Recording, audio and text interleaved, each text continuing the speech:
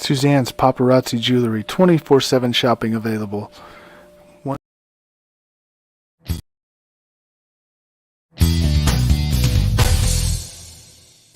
K&A Custom Crafts on Facebook.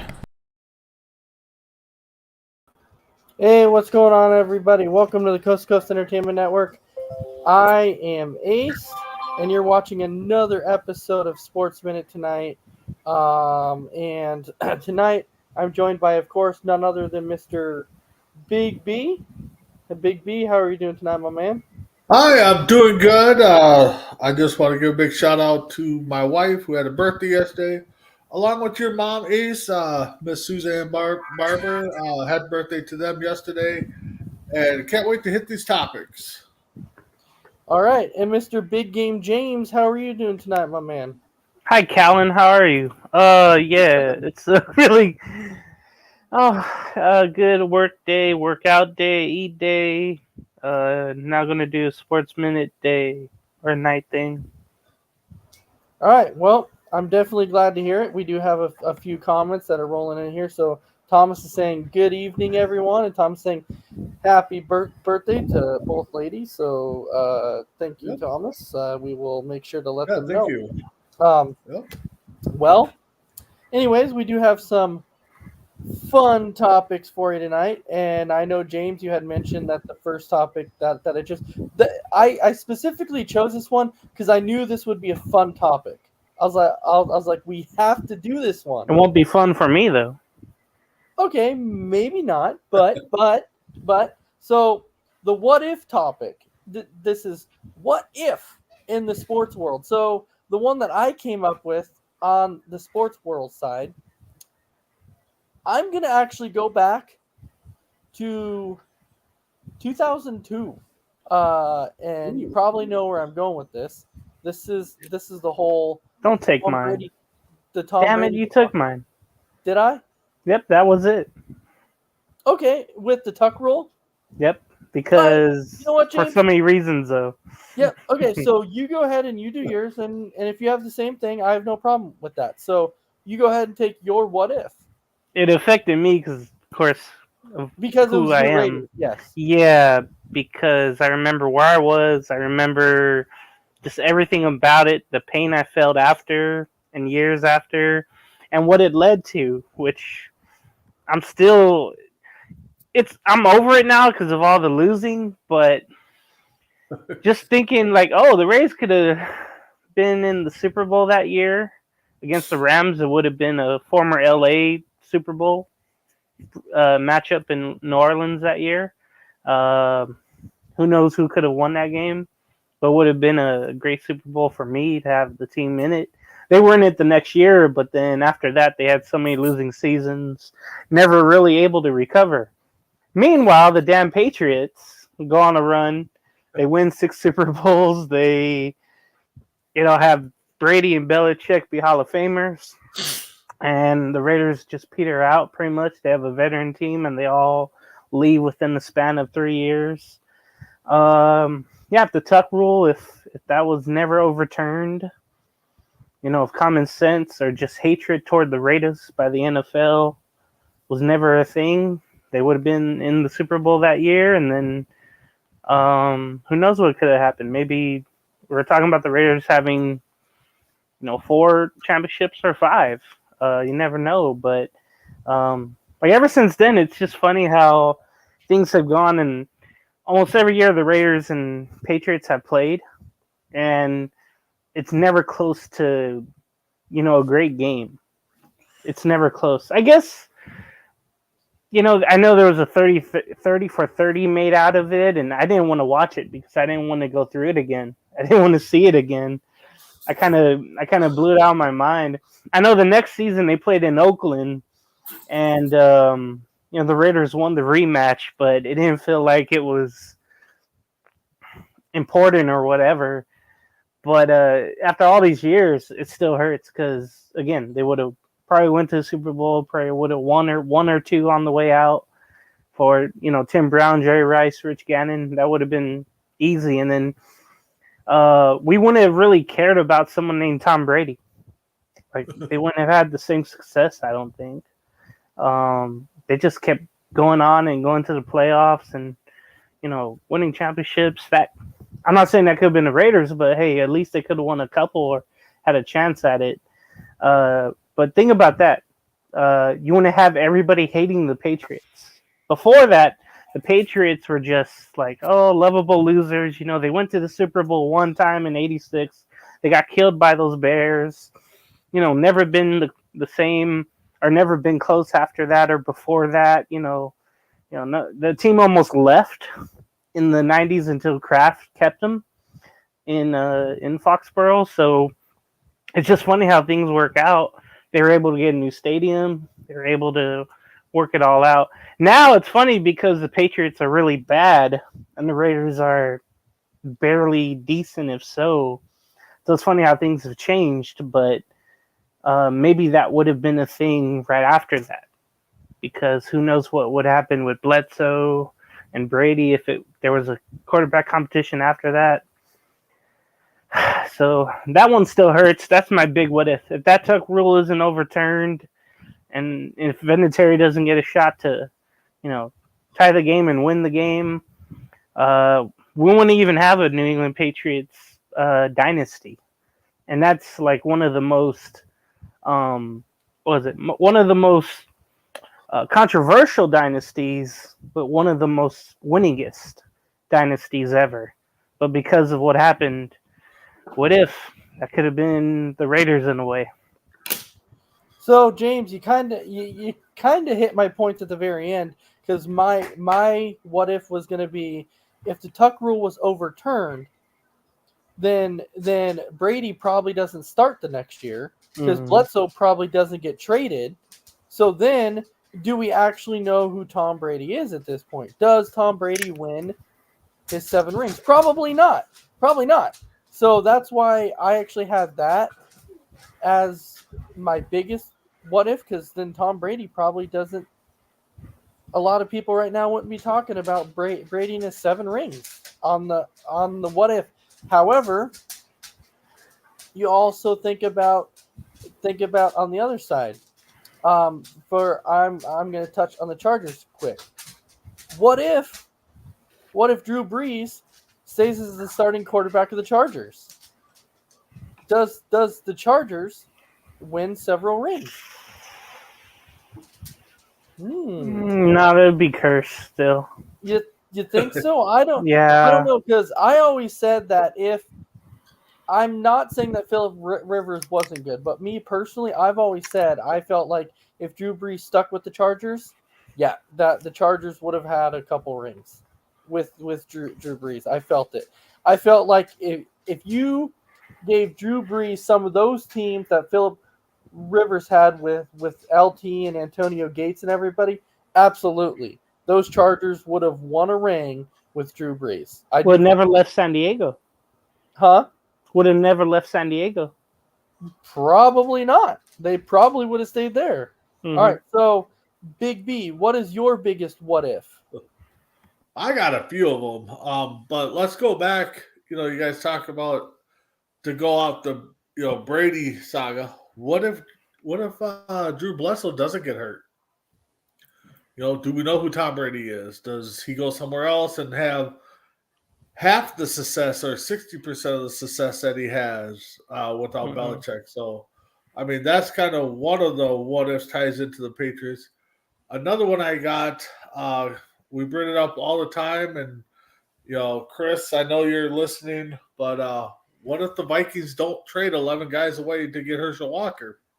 I mean, that's the biggest what if I could think of Minnesota-wise that, built the Dallas team. I know, Walker ended up back there and stuff like that, but I just think that Minnesota history would have been totally different, with the whole 11 guys and keeping those draft picks and, and all that stuff. So, Big B, yeah. I thought you were going to go with Gary Anderson if he made that field goal in the NFC Championship game in 98 or 99. They would have played the Broncos. Yeah, that still is. I mean, I don't blame Gary Anderson for that one. Yes, he didn't miss all year, but I mean, what if? I mean, for me, for that game, what if Dennis Green would have coached a little different, called different plays, and had Randy Moss just lights out, just flying by the guys. I mean, to me, it did came down to coaching. It did come down to that field goal. I like this comment here by Yeah. Thomas. So Thomas says my big what if is Game 6 of the 2003 NLCS between the Cubs and Marlins. Forget Bartman. He didn't do anything wrong. Shortstop Alex Gonzalez tries to backhand a routine ground ball and boots it, which opens that big inning. That's another 30 for 30. That was really well detailed, by the way. So that was great by Thomas. Yeah, I mean that was a big one there. For me, I mean, Ace. I know we talked. Me, you, and your brother talked about it, but the '91 World Series. You know, what if this replay was there? They replayed Ken Herbeck falling off, taking Ron Gant out. Mm-hmm. What if Puckett doesn't hit the home run, and even Game 7? What if Blackjack? I mean, what if that game was played now? Blackjack Morris doesn't go 9-10 innings. He gets pulled after 6, about the same time Smoltz got pulled. That whole game could have turned out differently. So, I mean, that 91 series, talking baseball, what if, Tom Kelly had the guts to pull Blackjack out, 7th, 8th inning, like they wanted to. So was that the story, Big B, where Morris told Kelly, like, if you think about taking me out, I'm going to kill you here on the mound or something? Oh, yeah. There's an interview somewhere or documentation somewhere where they asked Blackjack Morris that, and he said that, yeah, I told Kelly if he was coming out, we were fighting. So that's it. Yeah. So, I mean, that's a whole different, a big what if there, and even in basketball, what if Kobe doesn't get traded from the Hornets? Yeah. Well, that was going to happen no matter what, though. But if Kobe doesn't get traded from the Hornets, he would have gone to the Knicks. He would have gone to the franchise. Well, yeah, he would have got traded, but I mean, I know where Ace is going with that. What if? I mean, we could just talk about, we could end the debate on who's the greatest. What if Jordan doesn't retire and they go 9 for 9? I mean, that's a whole what if right there. What if Michael Jordan was drafted by the Blazers, even though they had Clyde Drexler? That'd be a move that's made now instead of Portland getting what they needed was a big man, Sam Bowie. Yep. Yeah, I mean, there's a ton of what ifs that I feel like are out there. So, well, yeah, I mean, I know you guys probably follow a little bit more basketball than I do, but what if the Timberwolves did screw up and do the under the table deal for Joel Smith and got slapped with losing a few first round picks? Timberwolves basketball is going to be different, though. The whole NBA outlook is going to be. What if they don't allow? What if you had to be 4 years out of high school to play basketball in the pros instead of the high school, letting them in? So yeah. Well, I thought that this was a fun topic. That's why I wanted to definitely do it. But I know with James, it brings back those painful memories. For me, I was gonna also do the 2014 NFC Championship with Brandon Bostic. If Brandon Bostic doesn't flub the onside kick for Green Bay, Green Bay goes on to the Super Bowl and plays the Patriots and probably wins. So it's Bounty Gate.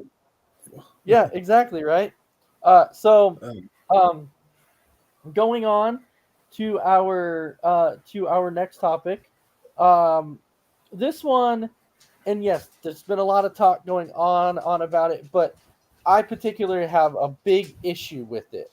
And this is college football leaving out Florida State in the playoff only because they have to have that SEC and at least Alabama in there because it's all about the money. But so basically college football has a problem because a team loses their starting quarterback. But when you have kids playing sports, what's one of the biggest things you teach as a kid when you're playing sports? You teach a kid in sports that one person does not make a team. It's supposed to Next make up. man up.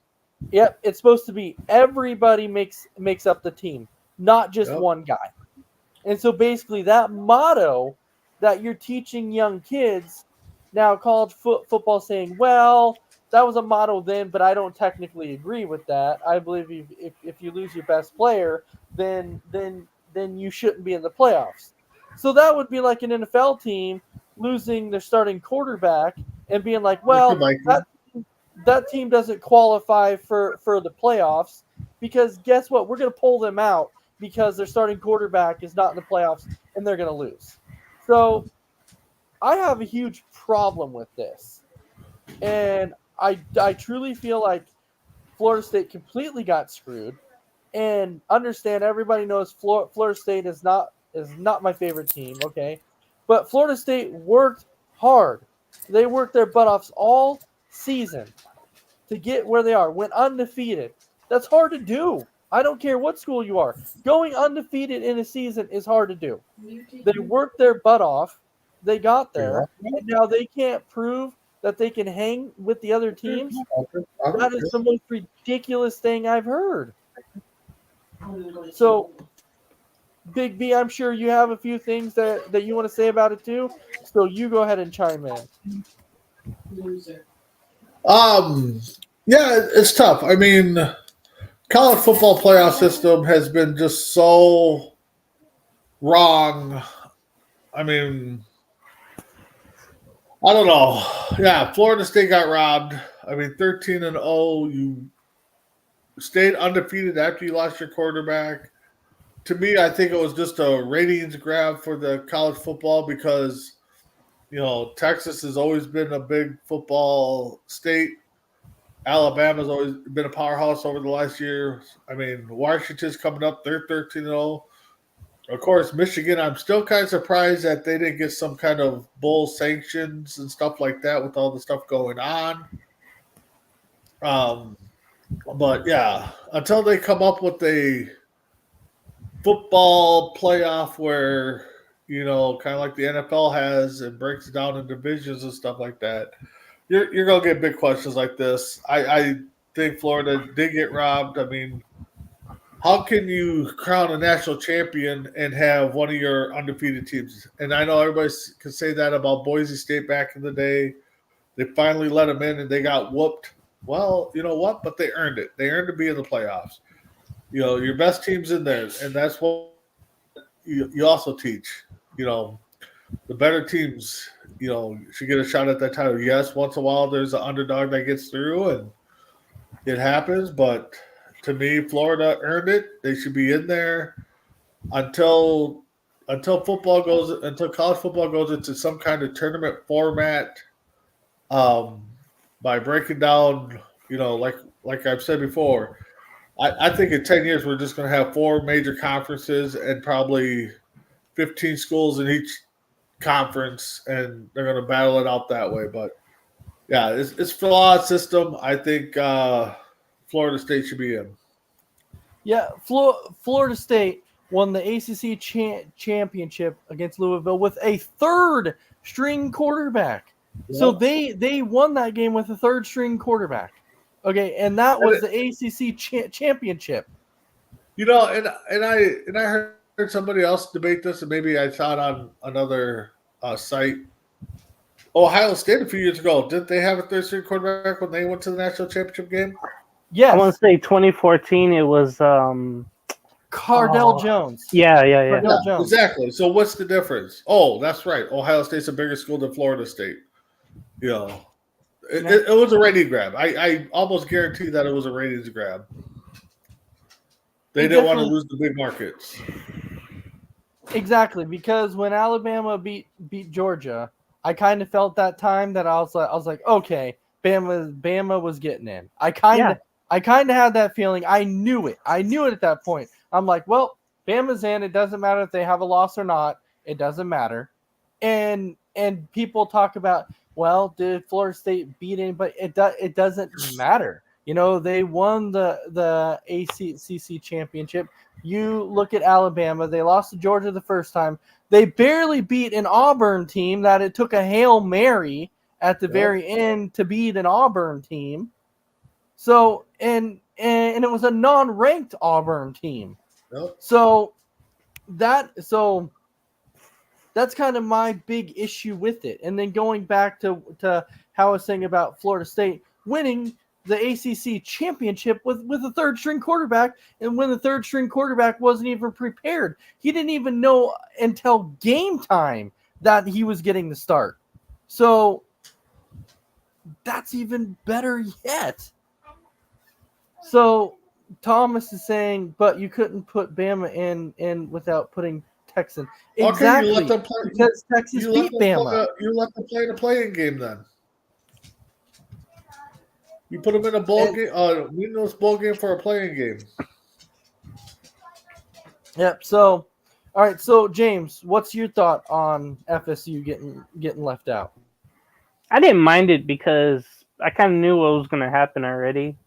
I knew coming in Saturday night, I knew what was going to happen. I think me and Ace, we thought the same. Where like, you just knew Bama was getting in somehow. I got news for Big B though. There's going to be a playoff system next year, sort of like the NFL. It's going to be 12 teams, 12 colleges. For the first 4 will have byes, and you kind of have a wild card round, and then you'll have a divisional round, conference, and it will just be like the NFL playoffs. So everybody's going to get in. And I know that's coming, but again, there's going to be certain teams that are going to cry and whine and get shoved out because because they're not naming, okay, the Big Ten gets a representative, ACC gets representative, and stuff like that. So they're still going to get voted in. So it's still going to be a flawed system. Maybe a better one, but yeah.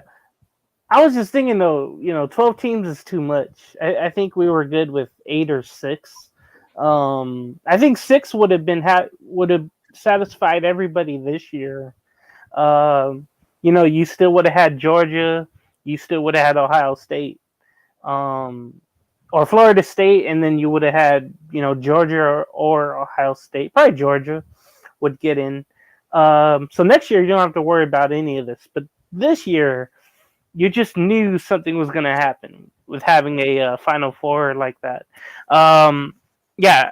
So what I heard, not from what I know or what I went for, or what I cared about, from what I heard, okay, Florida State, yes, they went undefeated, but the way they went undefeated was different than the other 2 that were undefeated.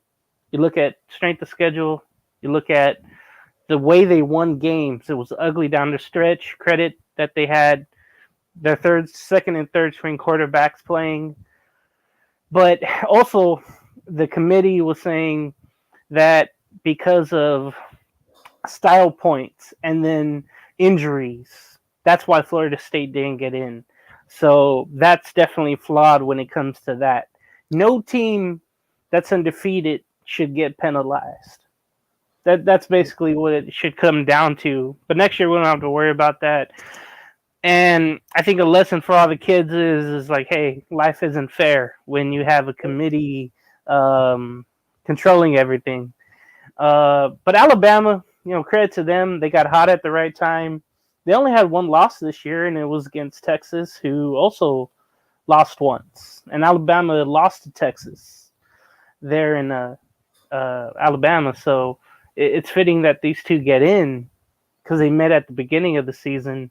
And I think probably the committee hopefully wanted to see a rematch of that maybe in the national championship. But you knew Washington was going to get in because they were perfect. And in Michigan, despite all the stuff that happened, I mean, when has this been a case where a head coach has been suspended at the beginning of the year and at the end of the season? That's just crazy. And somehow it didn't affect their season. they went on. J.J. McCarthy's done well with the running back and everybody else. They beat Ohio State again, which is great. But yeah, I knew those two were going to get in, and then it was just about Texas. Since they won the Big 12 and they've been hot lately, they got in. But with Bama beating number 1 Georgia, remember the BCS? It seemed like whoever would beat number 1 and they were in the top 10, somehow they would go up really high to either be number 1 or be number 1, 2, 3. So I think that happened. A little BCS happened with the college playoff committee. So you just knew it was going to happen. It's going to be a fun, entertaining matchup. It does suck for those kids, though, at Florida State because they're getting punished for well, college always does this, though. They always punish, have sanctions toward kids that had nothing to do with it. Yeah. And now the committee punishes the team because they had an injury. So life isn't fair, and I think the committee showed that with this college football rankings. So I was looking at the Florida State schedule. Okay, so they start out the season by pretty much doubling up LSU, who was ranked number 5 at the time. They beat Duke, who was ranked 16 by 18, and then they beat Louisville by 10, who was ranked 4. So they only played, they were ranked 14th. I'm sorry. So yes, they only played 3 ranked teams in that span in the season. Texas, on the other hand, looking at their schedule, okay, they upset Alabama by 10. They beat Kansas, who was ranked 24th. They beat Oklahoma, that was ranked 12th. Kansas State, they beat them by 3. And then Oklahoma State, they beat by 28, it looks like. And then if you go to Alabama, of course, their loss was to Texas. And then after that, Ole Miss at 15, they beat them when they were ranked 13th. They beat Tennessee, that was ranked 17th when they were ranked 11th. LSU, they beat, and then they beat the number 1 team, Georgia. So, if you go by the teams that are ranked, Florida, probably should be looking out. But again, you got Texas who beat Alabama. So now, should Alabama be in because they lost to Texas? I mean, there's a whole many debates going on that you can arise just from those 3 teams. Exactly. And I've always had an issue with, well, who have they beat? And I'm like, it's not the team's fault that they're not playing anybody good. Because people say that all the time in the NFL. They haven't played anybody good. They play who's ever on the schedule. They get scheduled the games, they play them. They can't help if the team is good or bad that they're playing. All they're doing is playing the games and winning the games. So a team should not be penalized just based off of that alone. I think that is one of the most ridiculous things that you can do. Oh, they haven't played anybody good. So maybe you can get that shocking upset. Nobody ever thought that Cincinnati would ever be in the playoffs. And guess what? They were. And even though they lost, I still felt like they kind of held their own in a way. It wasn't as bad as everybody thought it was going to be. They held their own in the college football playoffs. So I don't know. It's just my opinion on it. All right. So going on to the next one. This is going to be an interesting debate because we know that, a lot of times in the NFL, MVPs are going to be a quarterback. We know that, running backs win it every once in a while. But let me ask you, with 5 games left, Tyreek Hill is 500 yards away from 2,000 yards as a wide receiver. Never, ever been done. Should Tyreek Hill be in consideration for the MVP for the numbers he's putting up this season? because you have never seen these type of numbers as a receiver, especially this quick. So I started out with Big B last time. So James, I'll start out with you. Do you feel like Tyreek Hill is deserving of it? Yes, I think anyone that's putting up big numbers, whether running back, tight end, receiver, and then even if you're a defensive player, if you're disrupting the game, if you're getting interceptions, fumble recoveries, touchdowns, and all that, you should be considered as well. Remember, I think one time there was a kicker that was a MVP. That must have been a horrible offensive season, but yeah, I'm hoping Tyreek wins it, but I doubt it because receivers just don't get the notoriety for MVP. It's always quarterbacks because there's always big numbers, you know. And what's funny though is like a quarterback can throw like a 2-yard pass, but that receiver can take it, 65 yards. So the receiver gets the credit, but the quarterback gets the most of the credit because it's the most important position, unfortunately. I hope that Tyreek Hill gets in the top 3 of consideration, or he'll be considered. But to really be considered to be in that top 3, I would love that. But I would say right now, well, that's Dak. As much as I don't want to see it, Dak Prescott is putting up a lot of numbers right now, and this dude's been balling before Thanksgiving, way before that. Brock Purdy, I guess you have to put in there as well. Mahomes is kind of rising. Lamar Jackson's kind of falling, but after those 3 quarterbacks, I guess you have Tyreek Hill. I really want Tyreek Hill to get it though. I just want something different from the ordinary quarterback winning it. I hope that he gets consideration and then eventually wins it. I hope Tyreek Hill gets that. And one interesting note, 4 of the 5 last games for Miami is at home. It's not on the road. It's not in the cold like it was last year. Remember, last year they lost all 4 games in the month of December, in which 2 were in cold weather cities, I believe. Buffalo was 1, so he couldn't air out the ball. So what will help Tyreek Hill this December is having those home games late in the season. That will look better for his chances for the MVP. He doesn't have to worry about cold and snowy Buffalo where the turf is awful.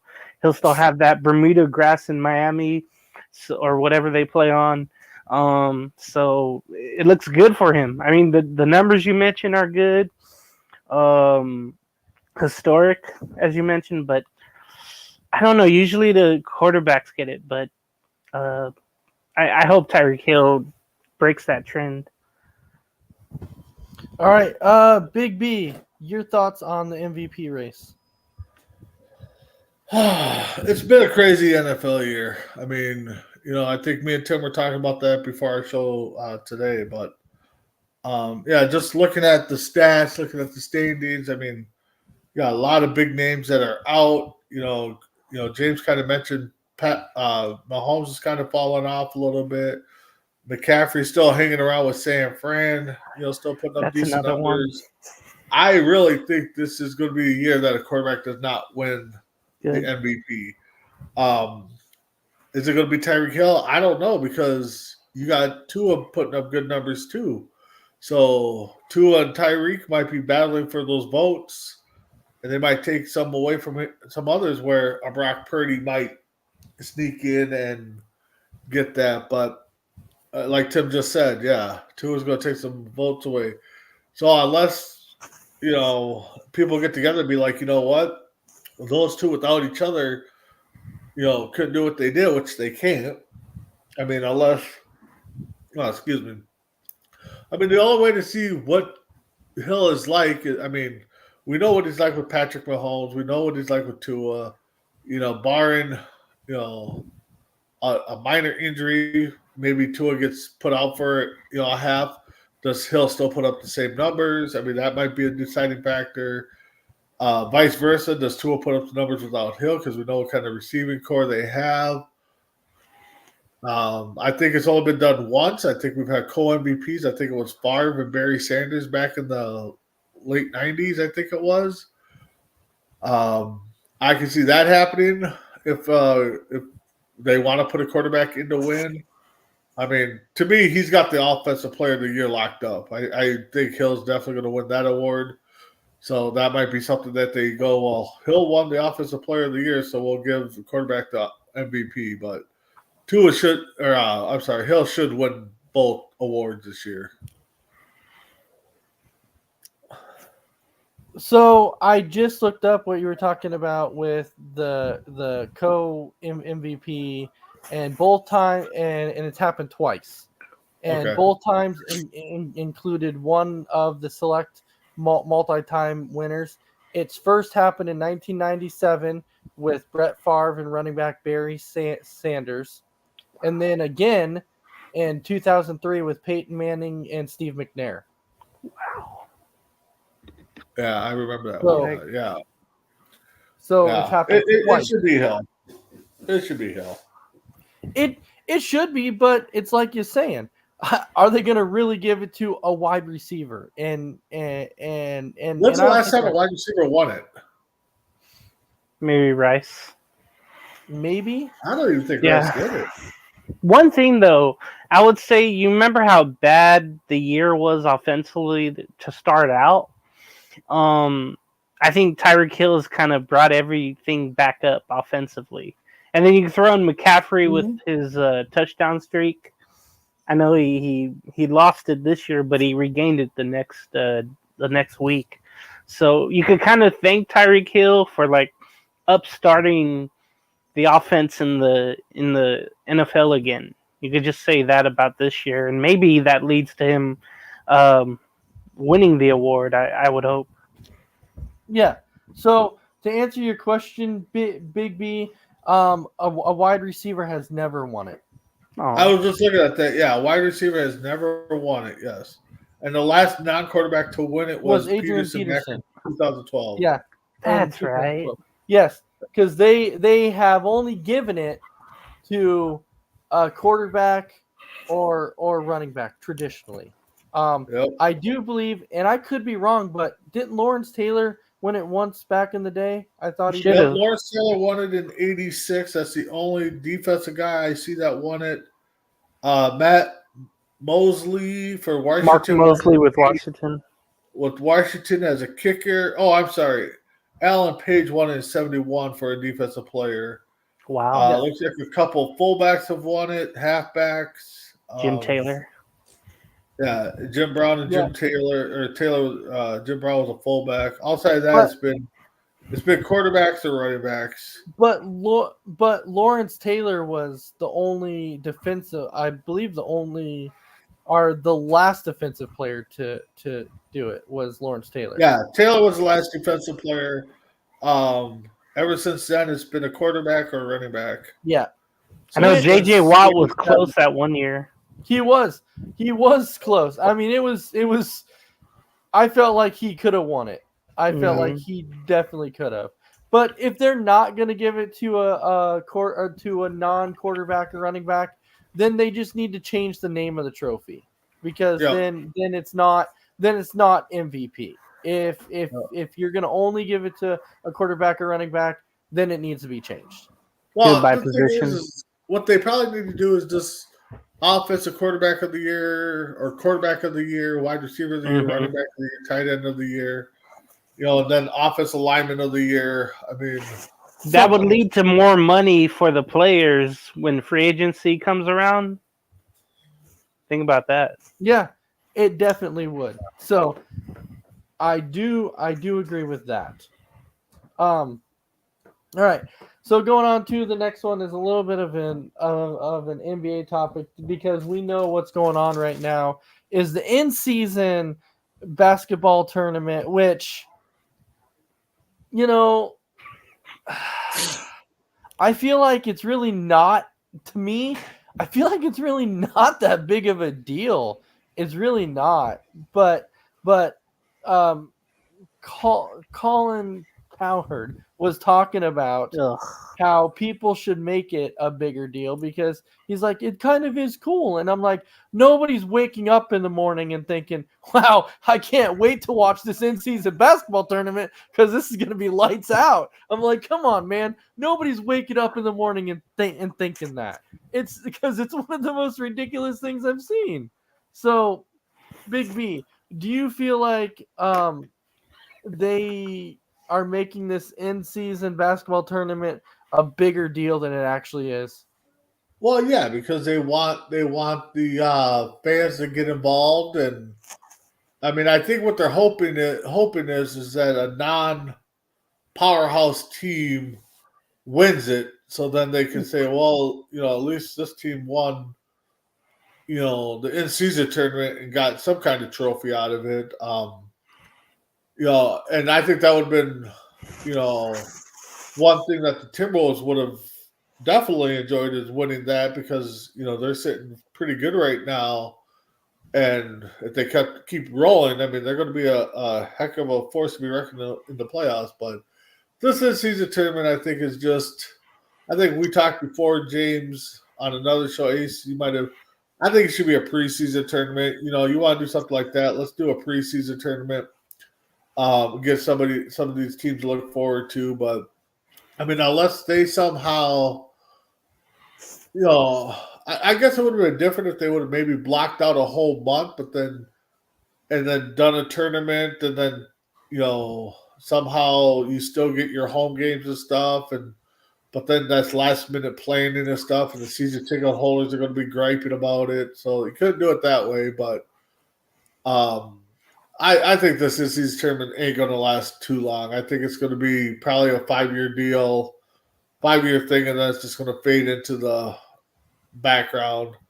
It's kind of cool that the teams that host the games, their courts are a little bit different. It looks weird, but kind of cool and stuff. But I don't think this is going to be around because none of the big superstars care. I think the winning team, each player gets a couple grand or maybe 10 grand. I don't know, but to them that's nothing. So, maybe if they do anything, they do a team donation and then they sponsor. They donate it all to a worthy cause or something. I don't know. I don't see this happening much longer. No, my thought is this though. I can imagine it now. And yes, I'm gonna call out all those Lakers fans. I'm doing it right now. And the reason I'm doing it now is because I can just envision this, right? Let's say the Lakers win this in-season tournament, but they don't win the NBA championship. You're gonna have fans. Well, who won the in-season tournament, huh? Who won that Commissioner's Cup? I'm Who gonna gives a mute the crap? hell out of you right now, Ace. What? I could hear all of my Laker fans saying that. Exactly. Oh, Who won God. it? Who gives a crap if you won the Commissioner's Cup? I'd rather have the NBA championship. I could care less. Who cares? So Well, and the thing is, Ace, and I know James, you probably might be on the same mindset as me. Let's say the Lakers do win it. That's just going to be another thing. Oh, Jordan didn't get to win the in-season tournament. Oh, LeBron God. got that. He's the greatest. Jordan would have won all of those if they had that back in Vegas, gambling, basketball, golf. Yeah. That's all Michael Jordan. Right, yeah. I'm just saying though, like I could just picture somebody saying that. Who won the commission? Who gives a crap? All right.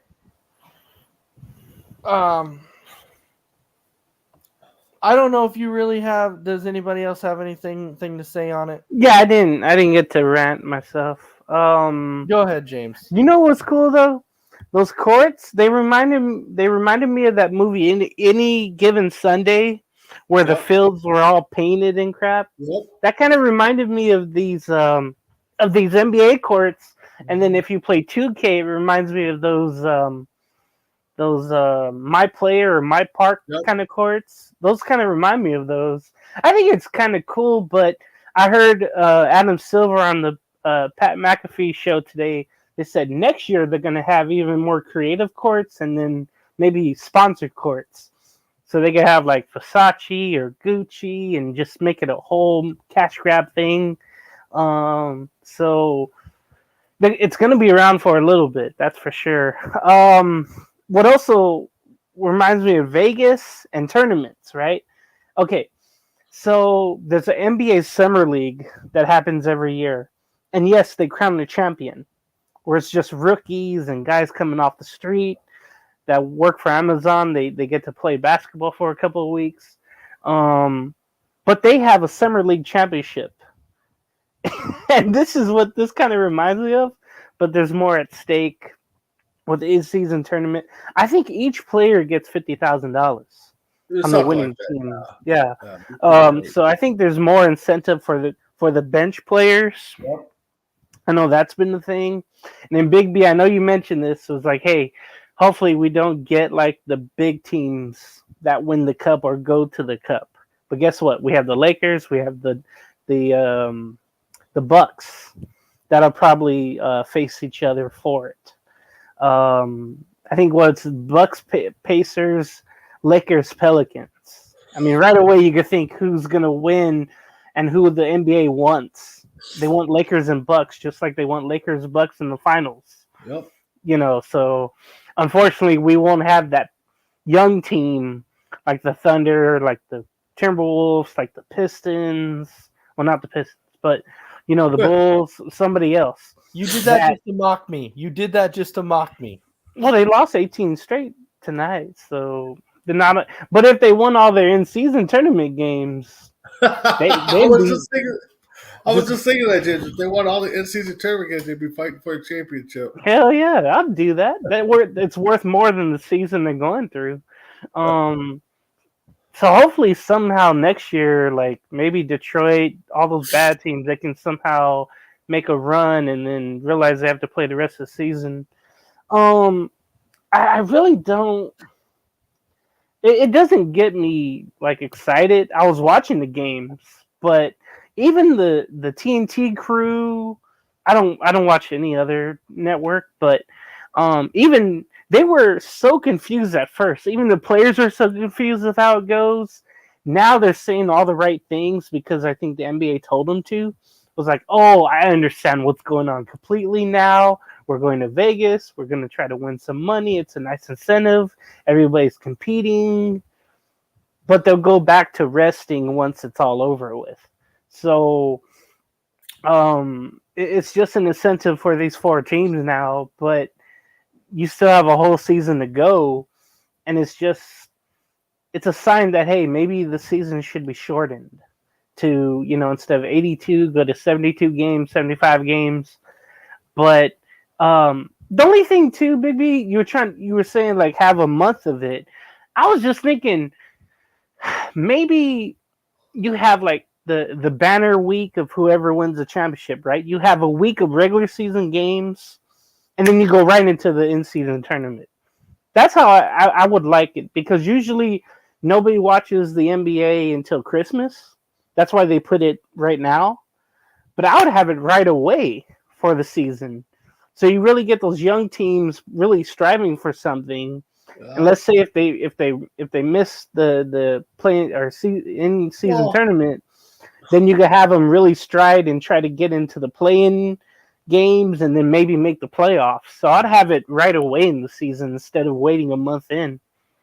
Well, here, I'll ball something off you guys. I mean, I'm not a big basketball guy, and I know we talk about a lot of conspiracies and tanking. What if the non-playoff teams play in a tournament? The winner of the tournament gets the number one seed. NBA would never do that. Well, of course, they would never do that because that would be nice. Idea. Ace, back to you. All right, yeah, I'm still right here. I'm waiting. Sorry, this article popped up and I was reading something about it, Like and I Pistons didn't lose again.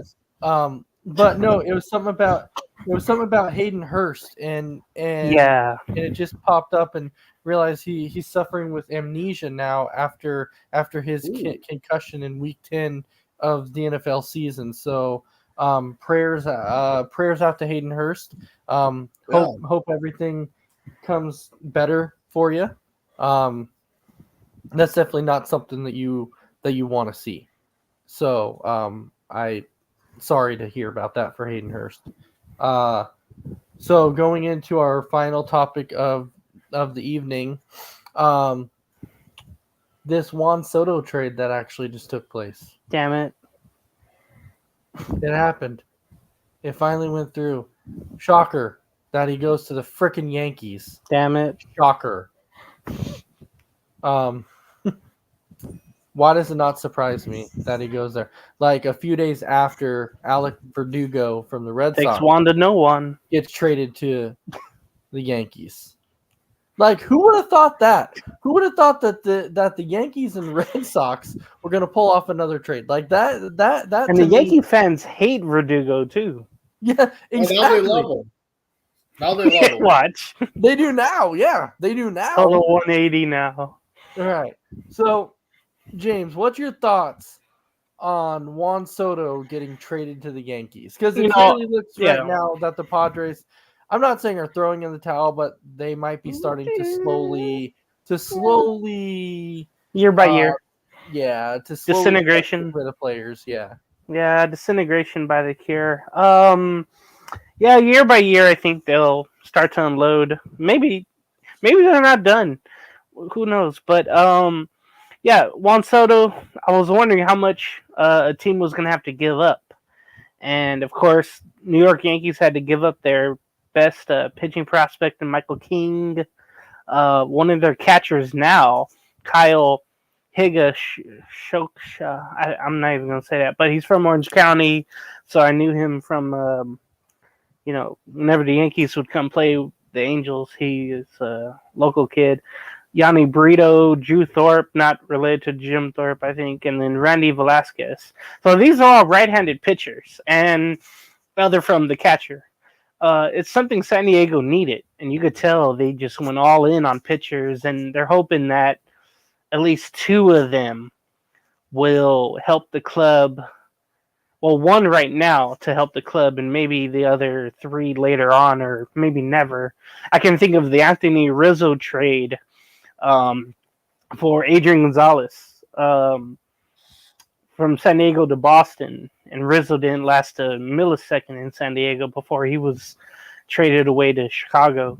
So the Padres have a poor time with these big player trades because the players just don't end up doing anything here in San Diego. For the New York Yankees, they did what they had to do. They had to bolster up their outfield. You know what's funny? I think that Verdugo trade was kind of a distraction. You know, it's like, oh, we're going to get him, but don't worry about it. No, we're not going to do anything else. And all of a sudden, this morning, the talks kind of ramped up, and they're ready to go. And like, a couple of hours ago, it went down, I think. And with Juan Soto, the Padres got what they could. And it was only, he's only under control for this season. And then somebody's going to have to pay him, $400 to $450 million, a 10-year deal, something like that. Somebody's going to have to do that next offseason. And then also they get Trent Grisham. Also, he's going to be a center fielder for the Yankees. Now, this dude is home run, single, or strikeout. I mean, the Yankee fans are going to hate him because they hate already all the strikeouts. They hate, batters that don't perform, and some that nobody hits for average, but Trent Grisham was always under 200 or hovering around 200. So I'm sure the Bronx people are going to hate him because they realize he's not going to be, good enough for him. But getting Soto, that was the main priority for the Yankees. We heard that all offseason long. While we're all waiting for Ohtani, this happens, among other, signings and little trades. But this puts the Yankees still, I think, have to go out and get some starters. But it puts them right there kind of where they were supposed to be, competing for a wild card. But you'll hear everybody tomorrow say, "Hey, the Yankees are back. The Yankees are back," and maybe not just yet, but this is a step towards that. It will be. And Thomas, I see that you didn't really put, unless I missed it, but I don't see that you have Stanton in there because Stanton I will think be. he was just talking about the defense alignment. Oh, okay, yeah. I see Stanton that will be the now. DH. I see that now. Yeah. Oh, okay. Because Stanton will DH, but I didn't see that it said the defensive alignment because I was gonna say Stanton will be in the lineup as DH for sure. So Big B, what's your thoughts on the Soto trade? It just shows you more and more that MLB needs some kind of salary cap. They need some kind of structure in the salary system, kind of what the NFL's and kind of what the NBA does. Because one thing I like about the NBA, which is confusing, is to pull off a trade you have to match up 60% of the salaries. I believe I could be wrong on that number. But the thing missing, definitely salary cap. They need to do this because there's no way the Yankees, if there was some kind of decent salary cap, they would be able to afford all those players. But yeah, it just makes me again just hate the Yankees more, just like every other non-Yankee fan in the sports world. Just hope they lose every year. I know it's a high fantasy that they keep rebuilding. One of these years they're going to strike it rich, and then you're just going to hear how good the Yankees are. They're the dominant team, and yeah. So right now I'm rooting for anybody outside the Yankees to win the East and make it to the playoffs and make it to the World Series. So Go Orioles. It's kind of just MLB needs to fix their system. I feel that way with the Dodgers too. Mhm. Like Dodgers too. I mean, I get that too. And now they're moving Mookie Betts to second base, but anybody win the freaking West except the Dodgers, man. Yeah. That's why I really hope. I know Ace we talked about before, and James, I know you want Ohtani back, but no, I don't. If Ohtani goes anywhere, I hope he goes to the Braves and just makes them a stellar team. Let me guarantee this right now. Shohei's gonna go somewhere tomorrow, and whoever he goes to is gonna win the West. There's the Giants, the Dodgers, one of those teams. There's a lot of rumors out there right now that Ohtani is finalizing a deal with the Dodgers. That they're close. I said tomorrow. I predicted that on Monday. I'm like, watch Thursday something's gonna happen. Yeah, and then supposedly it's somewhere around like $600 million. You take that, because he's not going to pitch next year, and then eventually in 2 and 3 years he'll have another elbow issue, and you're lucky the DH is universal now. Imagine if the DH wasn't. It would be no use for him. Yeah. I just hope he doesn't go to the Dodgers. I think it's happening though. Mm-hmm. I mean, if I was him, and I've said before, I mean, why would you not? I mean, yes, the Dodgers are in a position to win. I get that, and that's what everybody's goal is. But man, I look at that Braves lineup and how young they are and how tied up they are. I think a lot of those guys don't come off until 2030, I think, or 32. Yeah, correct. So, I mean, so if they keep those Eagles in check and keep running it back, they're going to be in the playoff hunt until that team starts dismantling. If I'm Ohtani, that's where I go. So. All right. Well, we're definitely at that mark now. We're at that hour mark, so now we can go ahead and get ready to wrap this up. So, Big B, we'll go ahead and get your final thoughts for the evening. No, thanks for everybody tuning in. Thomas, it was fun seeing you in the chats. Hopefully I can check out your guys' podcast again down the road. Tim Hendricks, again, I want to send out my condolences to Tim Hendricks' family. Lost his grandma the other day.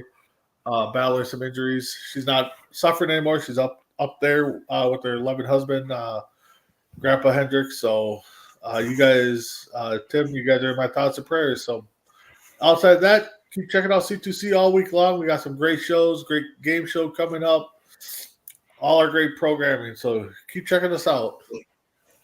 All right, James, any final thoughts for you? Yeah, everything Bigby mentioned with Tim losing his grandma, thoughts and prayers. With Chris as well, with the family situation going on there. Yes. Hey, just don't know, but it was good to be talking sports tonight. A lot going on, despite it only being November or December now. Yeah. Yep, there's a heck of a lot going on. So we definitely want to thank Tim for commenting, and condolences to you again. Thomas, thanks for watching. Christy, I know you left a comment in there also. So thanks everybody for commenting and watching, and we'll see you next week for another episode of Sports Minute. With that, everyone take care and have a fantastic night.